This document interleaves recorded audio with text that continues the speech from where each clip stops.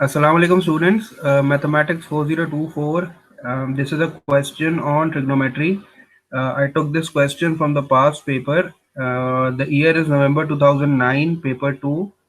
And a lot of students have asked me about this question, how to solve this question. So I thought it would be better for me to explain it in a video. This is basically the part C of that question. Part A and B are very much easy. You just have to apply the trigonometric ratios. So I thought part C, we should start from part C, and I will explain you how to solve this part. This part is also not that much difficult, but the wordings, we have to understand the wordings. What does this wordings means? वो जो question में wordings use होती हैं, language use होती हैं, बस थोड़ा सा उसको समझना है. बाकी क्वेश्चन जो है वो वही हमारे प्रीवियस कॉन्सेप्ट्स का ही है. तो थोड़ा सा इस क्वेश्चन को एक्सप्लेन कर दूं. This question is like this. यहाँ तो जो है वो आधा क्वेश्चन लिखा है, मैं थोड़ा सा इसको एक्सप्लेन कर दूं. This is basically the surface of the sea. इस क्वेश्चन में हमारे पास ये जो लाइन आपको नजर आ रही है at the top, this is the surface of the sea. और दिस इज पॉइंट ए. यहाँ से एक सबमरीन ने डाइव किया under water and the angle is 15 degree. 15 degree के एंगल से उसने डाइव किया अंडर वाटर और वो इस तरह मूव करते हुए आगे बढ़ी है in order to observe this object which is lying on the sea bed. ये जो W पे ऑब्जेक्ट पड़ा हुआ है, सबमरीन को इसको जो है वो ऑब्जर्व करना है. तो the submarine has dived into the water at an angle of 15 degree and the submarine is moving in this direction. When it comes to sea, जब वो पॉइंट सी पर आती है सबमरीन, तो क्वेश्चन ये कह रहा है कि it is at the nearest point to M. मतलब जब सबमरीन पॉइंट सी पर आएगी तो कहा ये जा रहा है कि ये जो पॉइंट है सी, ये एम से नियरेस्ट डिस्टेंस पर है. मतलब सरफेस से सबसे करीब जो सबमरीन है वो पॉइंट सी पर है. ठीक है. And we have to find two things. The first thing is the find angle B M C. हमें बी एम सी मतलब ये छोटा वाला एंगल फाइंड आउट करना है. We have to find this angle. मैं इसको मार्क कर देता हूँ. We have to find this angle. और the next thing is that calculate C M. We have to find the length of C M. हमें C M की length find out करनी है जो कि इस पार्ट में आपको नजर आ रही है. तो दो चीजें हमें फाइंड करनी है. तो ये छोटा सा एंगल फाइंड करना है C B M C and we have to find the length of C M. So first point को अगर हम देखें तो हमारे पास जो है वो we have to find the small angle. और हमें इंफॉर्मेशन ये दी गई है कि ये वाला जो पार्ट है ये 90 डिग्री. और if this is 90 degree we know that this is a straight line angle है. तो फिर इसका मतलब है कि ये जो बाकी का पार्ट है ये भी डेफिनेटली 90 डिग्री होगा क्योंकि ये स्ट्रेट लाइन एंगल है और स्ट्रेट लाइन एंगल 180 डिग्रीज का होता है. सिंस ये जो पार्ट है वो 90 डिग्री है तो this will also be equals to 90 degree. तो ये तो हमने इन्फॉर्मेशन जो है वो फिगर को देख के आइडेंटिफाई कर ली. And another thing is that you have to focus on these words. ये जो लिखा हुआ है ना यहाँ के submarine was at its nearest point, ये देने का मकसद ही यही है कि उसने आपको एक इन्फॉर्मेशन दी है जो आपको एक्सट्रैक्ट करनी है. अगर मैं ये कहूँ कि ये जो पॉइंट सी है that is at the nearest point at M, इसका मतलब है कि ये लाइन और ये लाइन दोनों एक दूसरे के परपेंडिकुलर है. क्योंकि जब यहाँ से आपको सबसे नियरेस्ट सबसे छोटा डिस्टेंस कैलकुलेट करना है तो you have to draw a straight line. ठीक है. आपको एक परपेंडिकुलर लाइन ड्रॉ करनी पड़ेगी तभी आपको जो है वो शॉर्टेस्ट या नियरेस्ट पॉइंट पता चलेगा.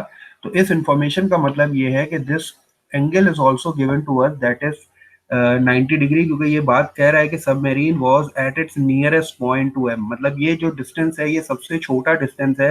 ये पॉइंट सी पर सबमरीन जो थी वो सबसे करीब थी पॉइंट एम का. तो this means these two lines are perpendicular to each other.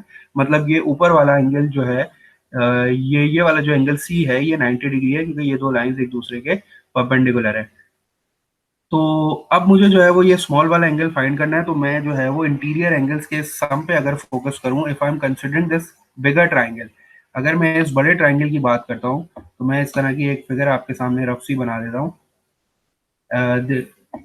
This is point A. ये मेरा पॉइंट ए है and this is point M and this is point B. ये मैं बड़े ट्राइंगल की बात कर रहा हूँ. और ये मुझे पता है कि दिस एंगल इज गिवन. ये 15 डिग्री मुझे गिवन है. I am changing my colour. तो ये मुझे 15 डिग्री गिवन है क्वेश्चन में. अगर आप देखें फिगर में ये बना हुआ है तो दिस इज 15 डिग्री. और अगर मैं फोकस करूं यहाँ तो ये मुझे पता है कि ये वाला एंगल भी 90 डिग्री है क्योंकि उसने मुझे क्वेश्चन में ये बात बताई थी. तो क्या मैं ये वाला एंगल नहीं फाइंड आउट कर सकता? क्योंकि मुझे पता है इंटीरियर एंगल्स का सम जो है वो इक्वल्स टू 180 होता है. तो आई कैन ऐड 90 and 15 और 90 और 15 को ऐड जब मैं करूँगा तो आई विल गेट 105, और इस 105 को जब मैं 180 में से सब्ट्रैक्ट कर दूंगा तो I will get this angle B, और ये 180 माइनस 105 विल गिव मी 75। तो एंगल बी जो है वो मेरे पास 75 डिग्रीज आ गया है। मैंने एंगल बी फाइंड आउट इसलिए किया है क्योंकि मैं अब एक और ट्राइंगल पे फोकस कर रहा हूँ जिसका मुझे एंगल फाइंड आउट करना है। So angle B is coming out to be 75 degrees. मैंने ये वाला एंगल फाइंड आउट कर लिया जो कि 75 डिग्रीज है। अब मैं ये छोटा वाला ट्राइंगल जो है उसको दोबारा बनाता हूँ। आई am talking about this triangle, और ये जो मेरे पास ट्राइंगल है इसमें ये वाला एंगल जो है वो 90 डिग्री है, और ये वाला एंगल जो है वो मैंने अभी फाइंड आउट किया। मैं इसको लेबल कर दूं ट्राइंगल को, this is B and this is C and this is angle M. I am talking about this small triangle ना। तो अभी मैंने एंगल बी फाइंड आउट किया है, that is coming out to be 75, और मुझे फिगर में ये देख के समझ में आ रहा है कि दिस इज 90 डिग्री, सी 90 है और ये 75 है। तो इसका मतलब है कि जो मेरा एंगल एम होगा वो मैं कैसे करूंगा दोबारा, पहले मैं दोबारा 90 और 75 को ऐड करूंगा क्योंकि angle C is 90 degree and angle B is 75, so I will add up these two. और जब मैं 90 और 75 को ऐड करूंगा तो दिस विल गिव मी 165, और फिर जब मैं 165 को 80 में से सब्ट्रैक्ट करूंगा तो आई विल गेट 15, जो कि मेरे रिक्वायर्ड एंगल की वैल्यू है जो मुझे फाइंड आउट करना है। तो मैंने इंटीरियर एंगल्स के सम को यूज करते हुए, ये मेरा पुराना कॉन्सेप्ट था, उसको मैंने यूज करते हुए जो है वो अपने एंगल को फाइंड आउट कर लिया। This is coming out to be 15 degrees. ये मेरे पास 15 डिग्रीज आ रहा है जो मुझे फाइंड आउट करना था। तो angle B M C is coming out to be 15, और अब मैंने angle B M C find out कर लिया तो I just have to calculate the second part, that is the C M. C M निकालने के लिए I am talking about this distance, और अब मुझे जो है वो ये वाला एंगल पता है तो I can use trigonometric ratio. तो मैं इसी एंगल को यूज कर रहा हूँ जो मैंने अभी फाइंड आउट किया है, दिस इज 15, और मुझे ये सी एम फाइंड आउट करना है। I will just label my diagram first. This is point M and this is point C, this is point B, और सी मुझे पता है 90 है तो 90 के सामने वाली साइड जो है वो मेरे पास हाइपोटेन्यूज हो जाती है। एंगल के सामने वाली साइड ऑपोजिट हो गई and this is the adjacent side,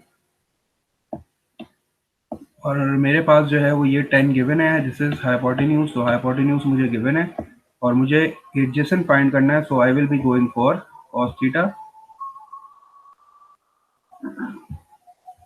Since I have to find adjacent and hypotenuse is given to me, so I am going for cos, and you know that cos 15 is equals to adjacent upon hypotenuse. Adjacent I have to find, so I will write cm, adjacent की जगह पे मैंने cm लिख दिया and then divided by 10 क्योंकि मुझे hypotenuse की value पता थी।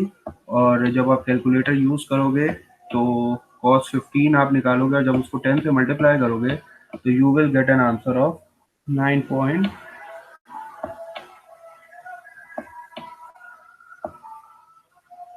9.66 जो है वो राउंड ऑफ करके you will get your final answer.